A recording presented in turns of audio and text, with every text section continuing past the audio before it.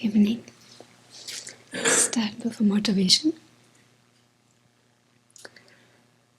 4 days ago, on Tuesday, a friend of mine died. Eva was born in 1920, so she was 99 years old. I think she lived a good life. She was a Christian, but with an open mind to other traditions. She very much believed in rebirth and had, so she said, when I visited her 2 years ago, no fear of death. What I remember most talking to her and observing her life is that she always kept an optimistic mind. Growing up as a young woman during the Second World War, and then the lack of sufficient food and material to sustain life wasn't for sure easy. She made the best of the little she had. She learned skills such as sewing with rest material that she found somewhere, or she got very cheap on the market. She was a belly dancer in her younger life with a mission to bring life, or you can say culture, into a dead land. A higher education was not available and encouraged at her time. Later, she taught children how to dance ballet as well. Her life was very much devoted to others, but she also knew well how to take care of herself. Always able to find the balance, so to be able to help others. So even with her 98 years, the year before when I lived for some months in Germany, with her and my friend, her daughter, she did everything possible that she could to support the household or family life, even if it meant to wake up very early, such as 4 a.m., to use the bathroom and get dressed, what took her about 1 to 2 hours. She was in constant pain, but still, she always showed up to help in the kitchen, to eat with us, to answer the phone, to serve her stepson with food and drink who was bound to a wheelchair and suffering due to dementia. It was amazing to see the power of her mind, her heart. She wanted so much to contribute. And you can also say to cherish others. Cherishing others or compassion is the way to go. As Lama Super always says, this is the best medicine, the best psychology, the best dharma, the best everything. He also says it's a quick way to achieve awakening, to free sentient beings from obscurations and bring them to full awakening quickly. I don't know about Eva's long-term goals, but since her faith did not include awakening, I'm not sure where she will go, but I'm sure she was a very good human being with a good heart, and that will contribute to good karma ripening in this or her future lives.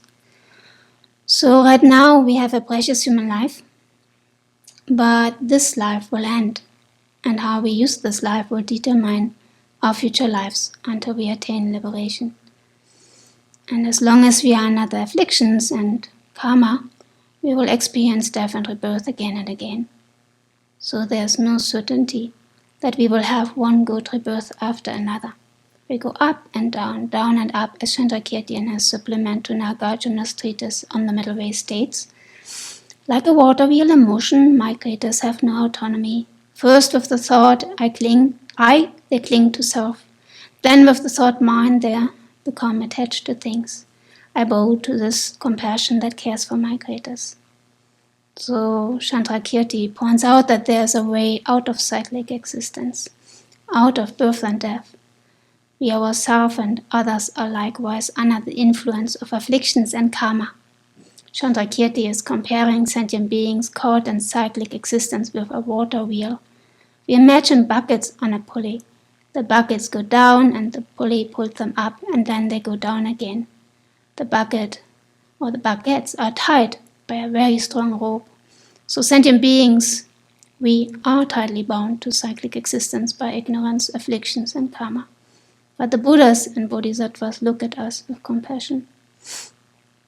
Therefore, We should listen and tune into their compassion by following their advice, by listening to the teachings, reflecting upon them, meditating again and again, and integrating them into our daily lives. Compassion is not only something that the Buddhas and Bodhisattvas can develop, but we ourselves too. It may take so a long time, but setting the conditions is also Dharma practice, and is especially good if we combine it with the motivation to benefit sentient beings. So, if we have a precious human life, depends upon if we use the antidotes to the afflictions, if we practice compassion, and so forth. Whatever bit we can do is beneficial, even if we don't understand the teachings or don't have the mental capacities for certain practices yet. Our motivation here is essential, the wish to help others. And since we don't know when we are going to die, let's give the best to make use of this time and teaching available.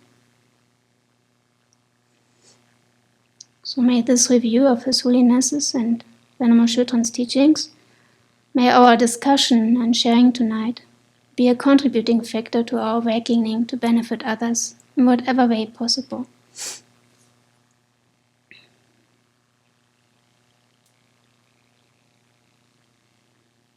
And when Venerable Sutran led the recent go-around, she asked us what stands out most for us from this winter retreat. And she herself answered, seeing that we are all so interdependent. Therefore, benefiting sentient beings is basically a natural process to repay the kindness of others. Our awakening depends on sentient beings. I found that a very good reminder. First of all, I could be reminded that our teacher has compassion, that she is, due to her understanding, her dependent arising, committed to help sentient beings. She is committed to share the Buddha's teachings with us out of her deep compassion. And as we could hear and see, this is not always easy. So basically, we found a precious jewel. Not taking the jewel and making use of it, making use of the Dharma she is providing us is quite foolish. I don't know about you, but I don't want to be foolish. So whatever we can do tonight to review Venerable Sutran's teachings, let's give our best. And whatever you can do to contribute, please do so.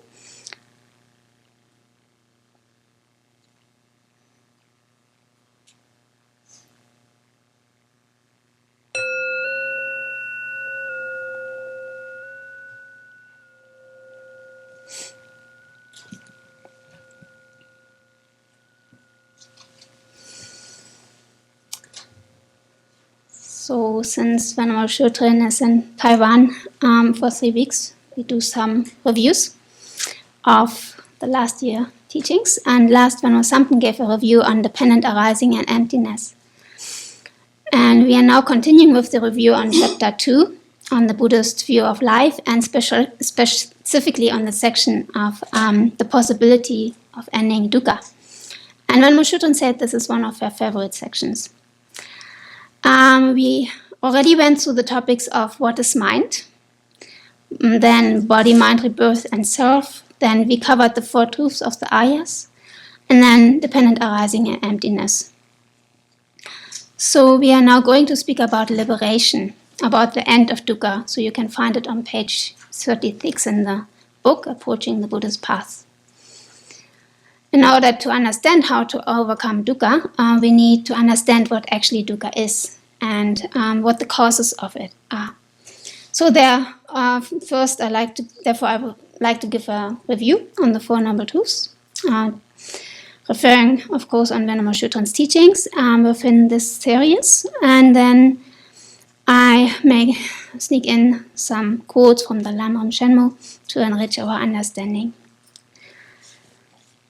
And by the way, this will be a highly participative review, so I have several questions for you. So first of all, just a short review on the 4 truths of the ayas, or commonly known as the 4 Noble Truths. So the first truth, we all strive for happiness and for peace, for freedom from suffering. But we often look into the wrong direction to gain that. So within samsara, cyclic existence, there's no stable peace, joy to be found. Or did somebody find it so far? I didn't. And so dukkha, the first truth, is or means that we have polluted aggregates, and polluted means that we are under the control of afflictions, especially in ignorance and karma. We are all under the control of afflictions, especially ignorance and karma. So we all get sick, we have to die, and we also experience suffering in form of anxieties, fear, anger. His Holiness writes in this book, "The I, the person that is merely designated in dependence upon the body and mind, revolves in cyclic existence. Our 5 aggregates of body and mind are unsatisfactory by nature and constitute the first truth of the ayas, the truth of dukkha." The second truth, I'm asking you, what are the causes of dukkha?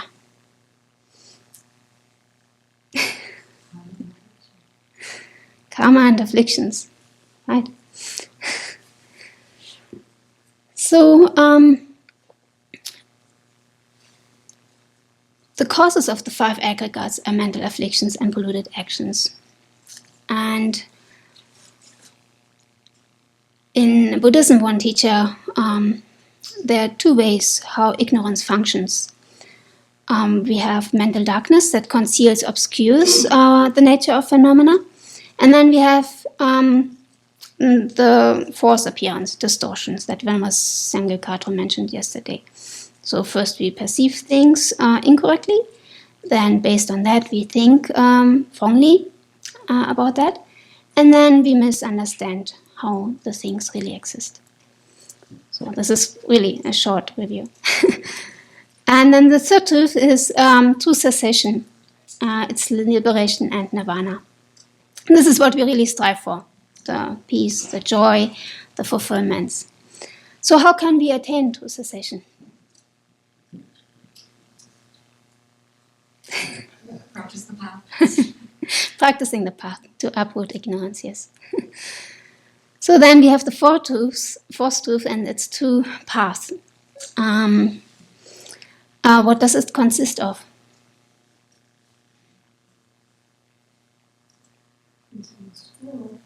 Eightfold Noble Path, the 3 higher trainings.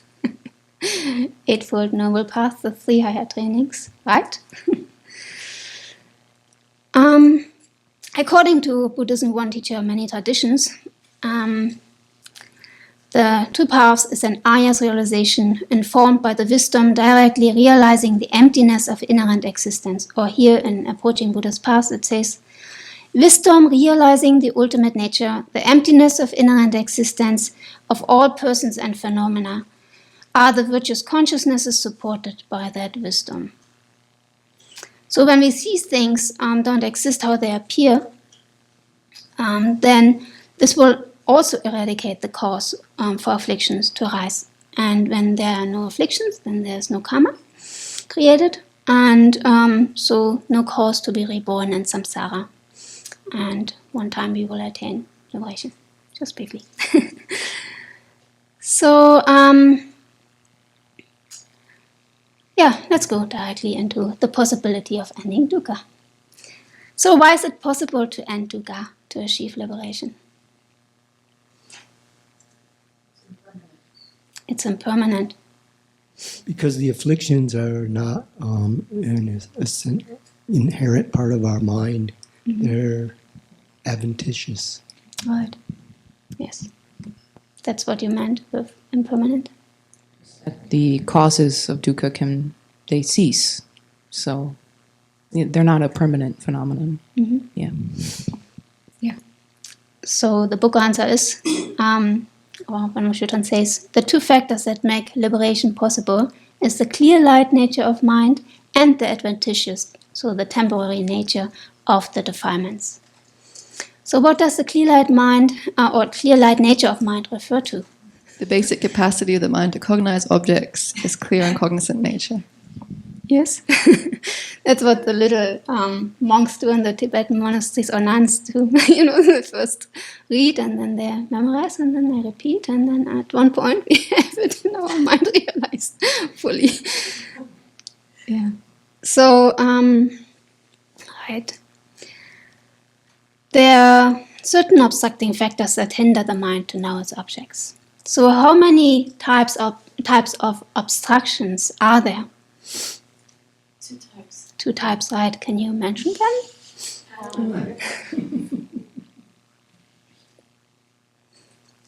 The afflictive obscurations, which prevent us from attaining liberation, and the cognitive obscurations, which prevent us from achieving omniscience. Perfect.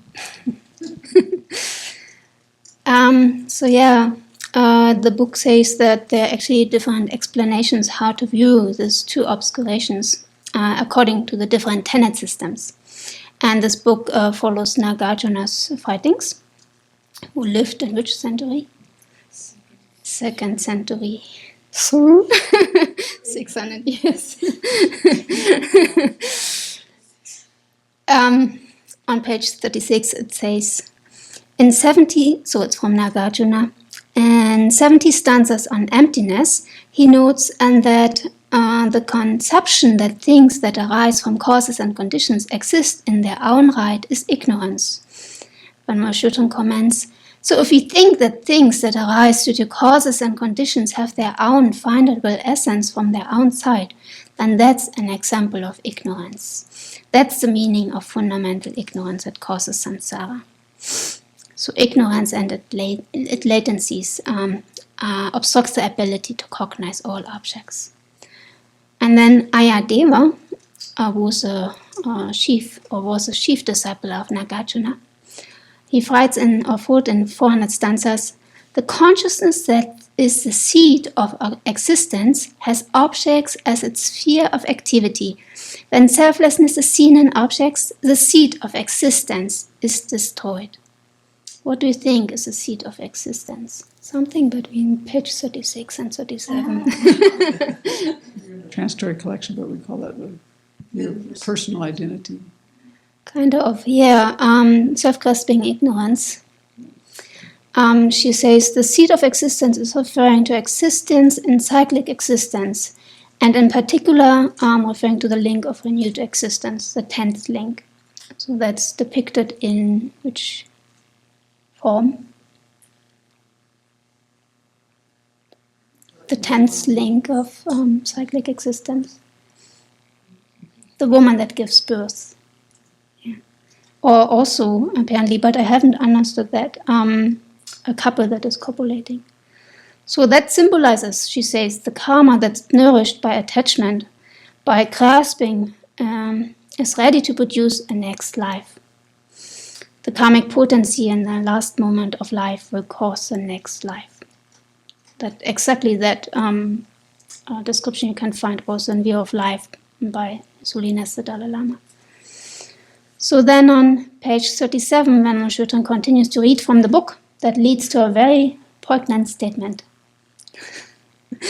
Cyclic existence or dukkha does not arise without a cause or from a discordant cause, such as a permanent creator. Cyclic existence arises from an undisciplined, ignorant mind.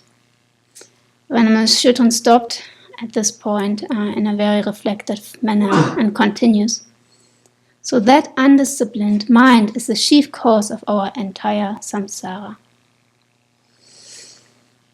So what do you think is this undisciplined mind? What is meant by that?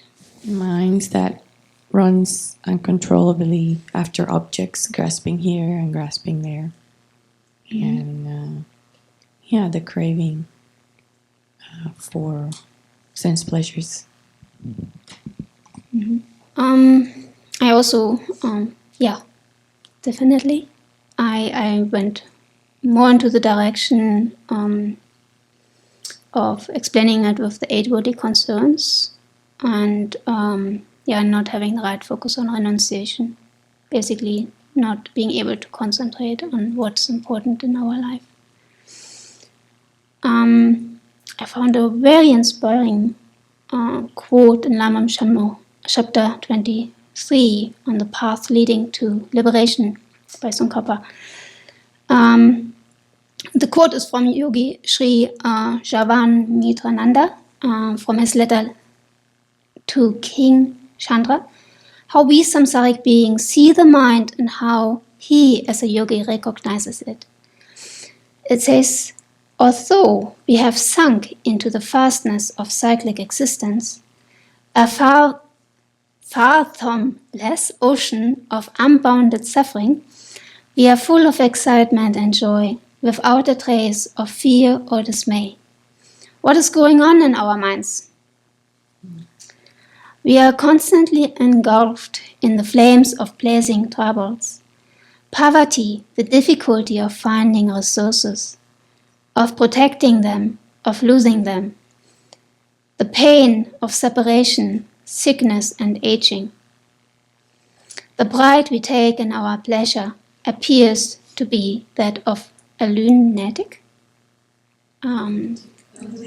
Lunatic. Yeah, I know what it means, but I've never heard it. He continues, alas, so worldly beings have eyes, they are blind. Although you clearly see what is always evident, you pay no attention whatsoever. Is your mind as impenetrable as a vajra? And I think it sounds like the yogi has recognized the nature of cyclic existence. And the comparison with impenetrable as a vajra, the mind is as impenetrable as a vajra, is similar to this uncontrolled mind of ours, or undisciplined mind. So our mind is not workable. We are hung up in the 8 worldly concerns, for example, afflicted and afflicted by our karma. So another yogi gave once Kungla Rato Rinpoche great advice in the process of reading his biography. Kungla Rato Rinpoche was born in 1923 in Tibet, and it's a very awesome biography. It says my life and lives, I think. Venerable Shudrin recommended it recently too. And it describes the monastic education, the rituals and such at the time in Tibet before the invasion in 1959. Anyway, Rinpoche shares that before his final Larampa exam, he went to a yogi in a hermitage somewhere near Lhasa to ask him for prayers for his success of his final exam. I think some of you guess already what the Lama said. He answered, "This one day should not be thought important in your life. If you win a great reputation by answering questions, that will be no use to whatsoever when you die. What counts is to go on studying to the close of this life and to grow in knowledge, so that in the end you may become a Buddha." So he was, of course, very ashamed. And he never forgot what the yogi has said. So me too, and a little bit I was nervous before sitting here, and then it helped me to remember this advice. For sure, Kungla Rato Rinpoche was a very diligent practitioner and scholar. If you read his biography, you will have no doubt about that. But I think the Lama, the yogi, just wanted to alarm him, to caution him not to fall into one of these 8 worldly concerns, the attachment to praise. So, but I think we should look into our own mind, of course. So to question ourselves, to ask ourselves, how diligent am I? Do I make really use of this precious human life? Do I really understand the true nature of samsara? Or do I practice like those yogis, scholars, practitioners like Shantideva and Nagarjuna. And Tsongkhapa cites from Nagarjuna's friendly letter in his Lamam Shenmue. It's what Venerable Sangikato just went through in the 37 Bodhisattva practices, that we should practice as if our head or hair would be on fire. You should still set aside extinguishing these fires, Nagarjuna says, and strive to eradicate birth. There's no purpose higher than this. So, similar statement in Shantideva's verse. It says, seeing even hearers and solitary realizers who accomplish only their own good, strive as if to put out a fire on their head, for the sake of all beings make enthusiastic effort. This is the prayer of a bodhisattva, or the practice of a bodhisattva. So we should not wait a second, of course, to put out the fire on our head.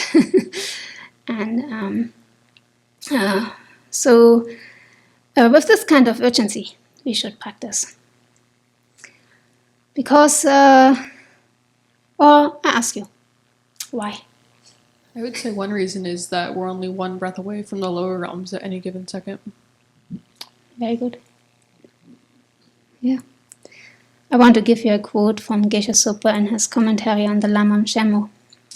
Once you are born into a miserable rebirth under the power of karma and afflictions, you will be subject to every imaginable form of suffering, and you will have no control over your future.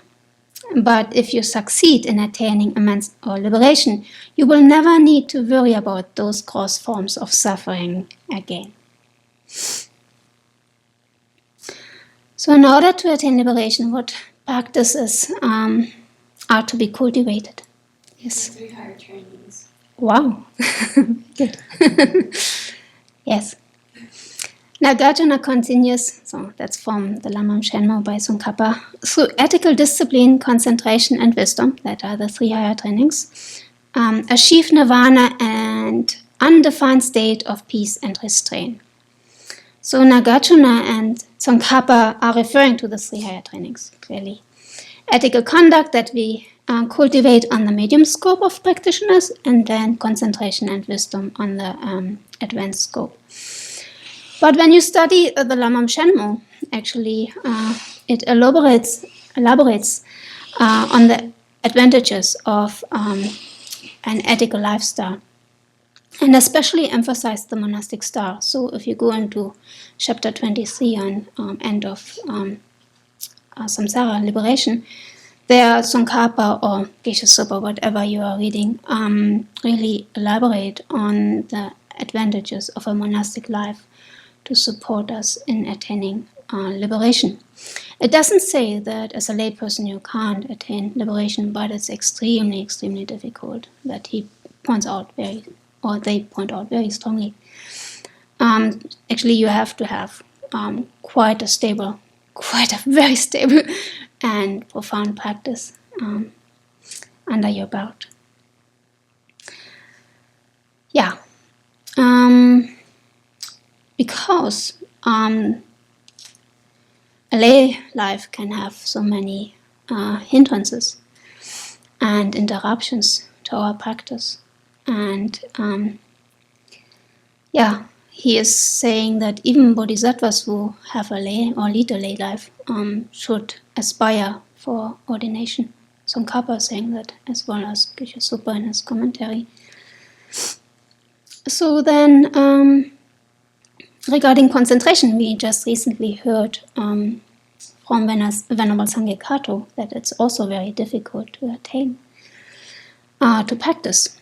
So this meditation form needs a special environment and conducive environment.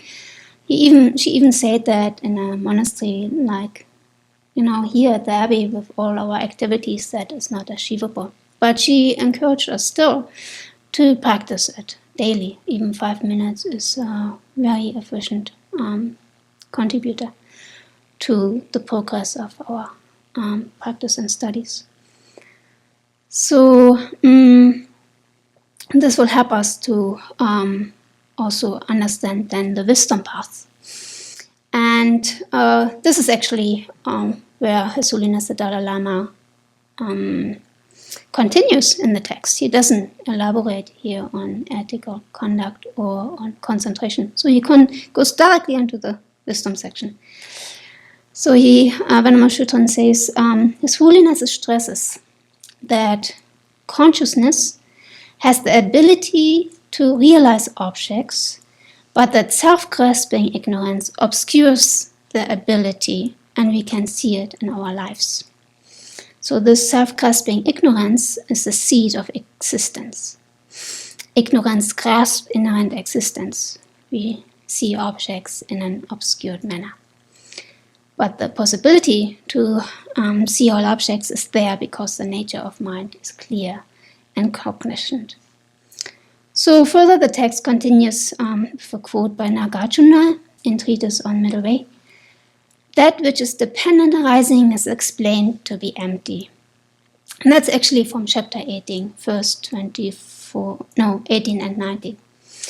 And it states, that which arises dependently and relatedly is explained as simply being empty, and that which is empty is independently designated.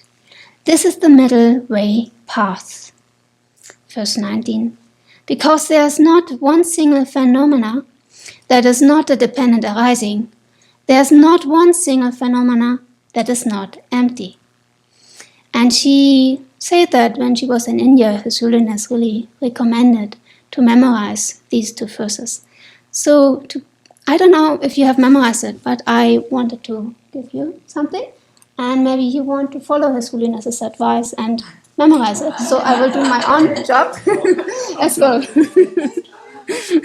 So I think even though we may be able to understand the context fully yet, not fully yet, but it's like I said, the small nuns or monks in the monasteries who first, with their 12 years old, memorize all the books, texts, without even understanding necessarily what they are memorizing there. And then later, through the process of debating, thinking about it more and more, and meditating and discussing it, they finally will achieve some deep understanding, hopefully. So I have the same hope for myself and for you too, that we, if you haven't penetrated it yet, that we will be able to follow His Holiness's guidance and have deep understanding of it.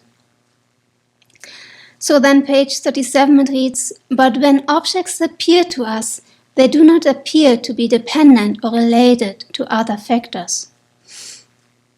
Venerable Shutran says, comments to it, when we look at each other, we don't see there's a person that has parents, or a person that has years of life experiences, or there's a person who is the continuity of the consciousness from many, many previous lives. And that consciousness is carrying all sorts of karmic seeds. We don't see people in that way, she says. This is how out of touch we are of reality. I want to give a simple example. I saw some time ago a documentary in German about homeless life in Germany, especially in a town where I lived for the last years before I moved to the Abbey in Hamburg. And Hamburg is located in the north of Germany, and it's actually one of the richest towns of that country.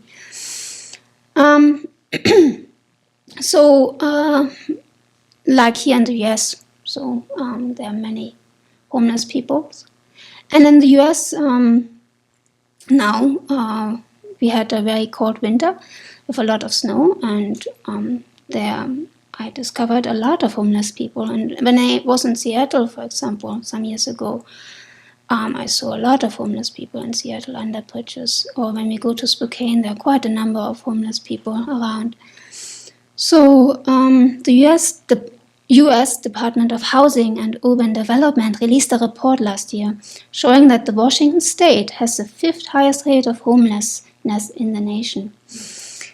According to the report, more than 2,300 people across the state are homeless, which is 5% 8.6% increase from the year before. So Spokane, with a population of 217,000 people, there are about 1,245 people homeless. And in Seattle, there are 12,112 homeless people. And Seattle has about 725,000 citizens or people living there. That's just behind LA or New York City. And New York City is number one with 8,676 homeless people. So often being homeless is a personal choice. If people don't abstract or abstain from drugs, from alcohol, it's difficult for them to find the support they actually need. I don't know here in the US, but in Germany, if a homeless person wants to have governmental support, then they have to abstain from drugs and alcohol. If they want to spend a night in a homeless shelter, they have to abstain from those drugs as well. And according to the documentation, there have been a number of interviews, and also the statistics say that many of the homeless people have difficulties letting go of those drugs. And sometimes it's also a choice. It's a choice to be free, to be not under the restrictions of governmental. In Germany, I don't know about the US, governmental control. And then other times, it's really due to immense suffering that people had to go through, losing your job and then your house, family, and so on. And this documentation, I saw interviewed, as I said, several homeless people. And the interviewer asked them at the time of Christmas what they most wish for. And many of them, especially those who rather prefer to be on the street than using the governmental support, say what they really wish is the respect of others. So some experience degradation, neglect, as if there would be nobody. They are put into a category as if there would be not a real human being who has feelings, who has a history, and a history why they are actually on the street, and why they are taking drugs. These homeless people want to be seen as whole, as not just a drug addict, not just as a homeless person. So just as Venerable Schötren says, even on a conventional level, we don't see a person how they really exist as a person, for example, with life experiences.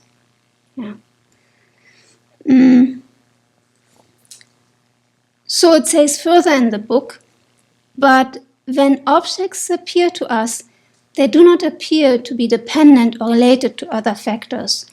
They appear as independent, discrete objects that exist under their own power, with their own inherent essence, from their own side.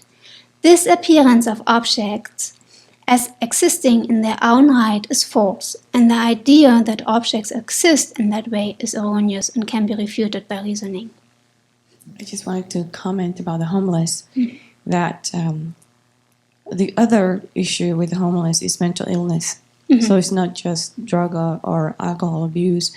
And in California, for example, the ranks of homeless increased dramatically when then Governor Ronald Reagan closed the state hospitals. Right, I heard that, yeah. So so it's that's a population, and it's very unfortunate, like you said, lots of suffering. Yes. Yeah, that's a difference to Germany. We don't, we have still mental clinics, so yeah. So Venerable Schötren continues, so you have the appearance and then the conception or the idea that that appearance is correct. The appearance is false, but the conception that grasps that appearance is true is erroneous and can be refuted by reasoning. So in Approaching of Buddha's Path, I think on page 37 it says, inherent existence, also called existence from its own side, is called the object of negation. It's what is refuted or negated by analysis or reasoning. So Van Schutten comments, the object of negation is something that never existed. So we are not destroying something that has existed when we refute inherent existence. We are realizing that something that has never existed has never existed. So the book continues, once the analysis is complete, the consciousness realizing that persons and phenomena do not exist from their own side is generated in our mind stream. This wisdom consciousness damages and eventually completely overcomes the conception and grasping that objects exist inherently. So the wisdom's mode of apprehension directly contradicts the view of ignorance or mode of apprehension, like owls and crows, or Venmo Schutten says, day and night, by familiarizing ourselves with wisdom, ignorance decreases and is finally extinguished. So if you are wondering how it's possible to remove ignorance from our mind stream, this is an explanation why. And because ignorance is an erroneous consciousness that misapprehends things.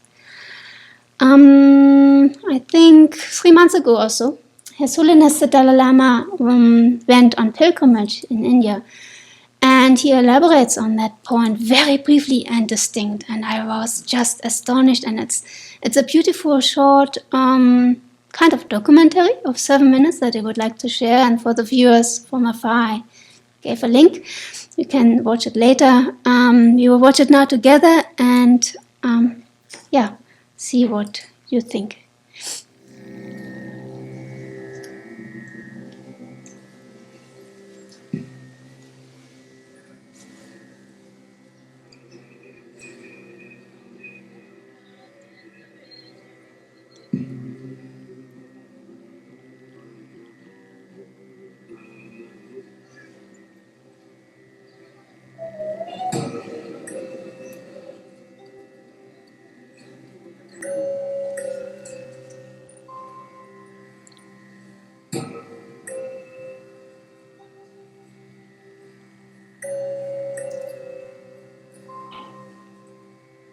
Buddham saranam gacchami. Buddham saranam gacchami. Dhammam saranam gacchami. Dhammam saranam gacchami. Sangham saranam gacchami. Sangham saranam gacchami. Buddham saranam gacchami. Buddham saranam gacchami. Dhammam saranam gacchami. Dhammam saranam gacchami. Sangham saranam gacchami. Sangham saranam gacchami. Buddham saranam gacchami. gacchami.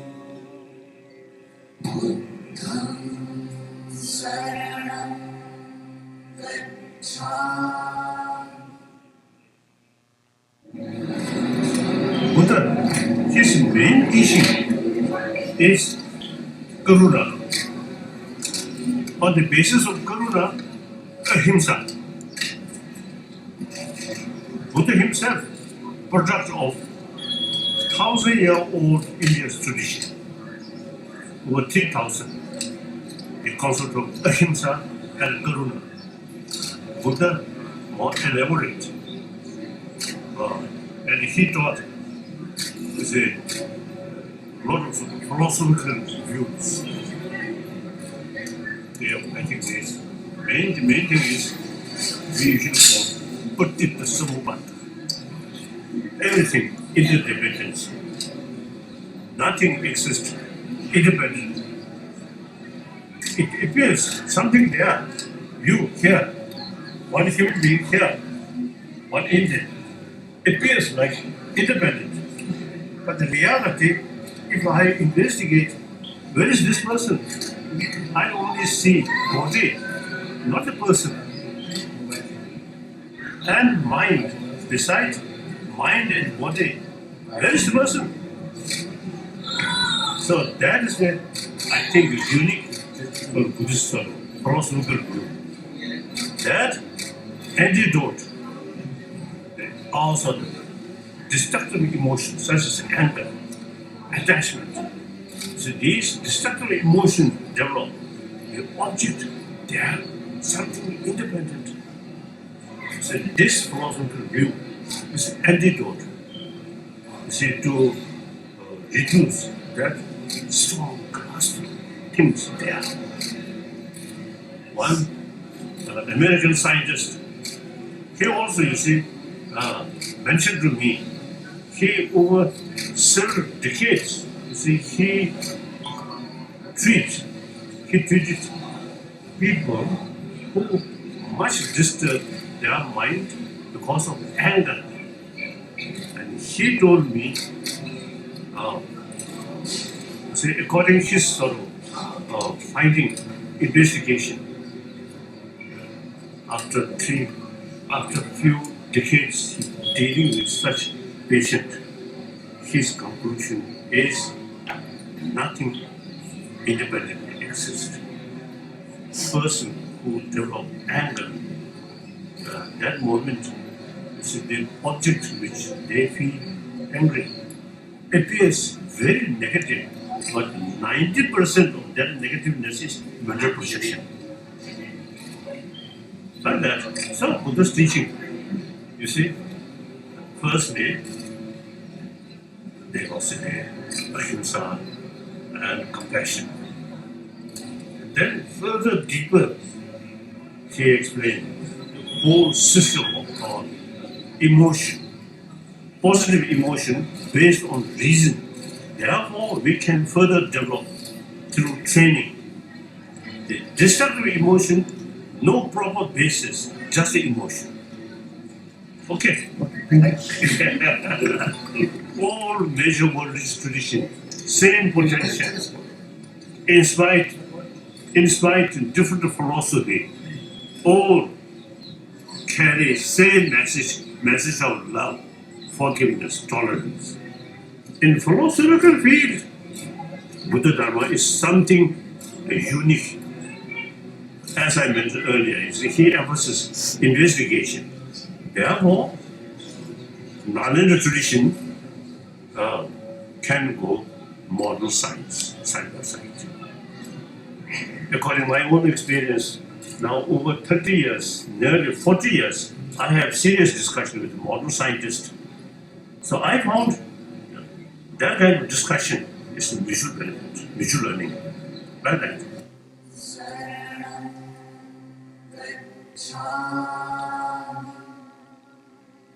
Dhammam saranam gacchami. Dhammam saranam gacchami. Sangham saranam gacchami. Also just that we just sit for a couple of minutes just to settle what we have just heard, because these are the holiness statements.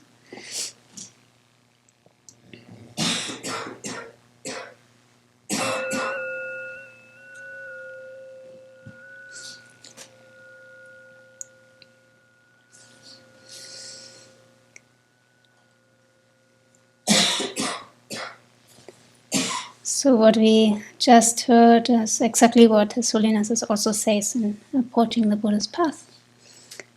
When Moshoodran says, when we generate the wisdom that apprehends things correctly, and then it's possible to eliminate the ignorance, wrong perception. His Holiness's emphasis that ignorance, erroneous mental states can't be removed just through prayers or praying to a deity or asking for blessings from a deity, or even not so single-pointed concentration. And Venerable Moshoodran says that His Holiness emphasizes that again and again. So that means that ignorance can be removed through a process of study and practice. And now it points to the essence. In approaching the Buddhist path, it says, thus, because of the two factors mentioned earlier, the mind being the nature of clear light and defilements being adventitious, liberation is an attainable possibility. So the continuum, sublime continuum says, who wrote that? The sublime continuum? Maitreya, yes. This clear and luminous nature of mind is as changeless as space. It is not afflicted by desire, and so on. The adventitious stains that spring from false conceptions. So when Moshoodran said, whenever we feel down, hopeless, we should read this quotation. Therefore, she said, put it on your alarm clock or in the mirror. Again, for myself as well as for hopefully your benefit.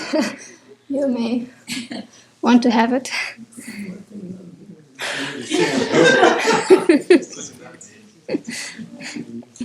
So, again, this clear and luminous nature of mind is as changeless as space. It is not afflicted by desire, and so on. The adventitious stains that springs from false conceptions. So it's a quality of mind, the quality of mind having separated forever from the defilements that causes cyclic existence, so the application of antidotes to those defilements. And this quality of mind, free from defilements, is the ultimate nature of mind that exists since beginning's time. And this ultimate nature of mind is called Buddha nature, or Buddha potential. And then it says on page 38 on the bottom, the very basis for nirvana, the emptiness of mind, is always with us. It's not something that is newly created or gained from outside. And when Moshoodran emphasizes, this is also something very important to understand. She says, the very basis of nirvana being the ultimate nature of mind, that is free from all defilements through the application of antidotes. That empty nature of mind is here, right now. Not something newly created. She says, it's here, right now. And with this, I have actually finished my review. But I want to review some of the questions from the very beginning. To summarize it a little bit. So, what are the two factors that make liberation possible? The clear and cognizant nature of mind and the adventitious defilements. What is the cause of cyclic existence? Undisciplined, ignorant mind. Perfect, and the undisciplined, ignorant mind. And what's nirvana? The state beyond sorrow. That's a quality of mind that's separated from defilement. Completely free from all those things. Yeah. That's separated from defilement because the antidotes to the defilements have been applied. And so not through magic, not through prayer, not through applying, just through applying the antidotes. Yes, this is my review for this evening. If you have any comments, want to share something from what you have learned so far from Venerable's teachings or other teachers, please, this is a moment. Don't ask questions. I don't have any answers. But here are some seniors in the room who have studied much more than I and practiced longer. They can help for sure. At the end of the teaching, you mentioned the clear light nature of the mind being Buddha nature. There's two types of Buddha nature, and I can't remember what those two are called. Evolving and I think something else. Right. Natural Buddha nature and evolving Buddha nature. Okay. Yeah. Thank you. What are these two? What are these two? Is there somebody who can describe them? These two types of Buddha nature. The ultimate nature of mind is its emptiness, and that's the ultimate Buddha nature. That's the ultimate one. And then the developable, whatever word you just used, evolving Buddha nature is the clarity, the continuity of the mind that continues to free, right?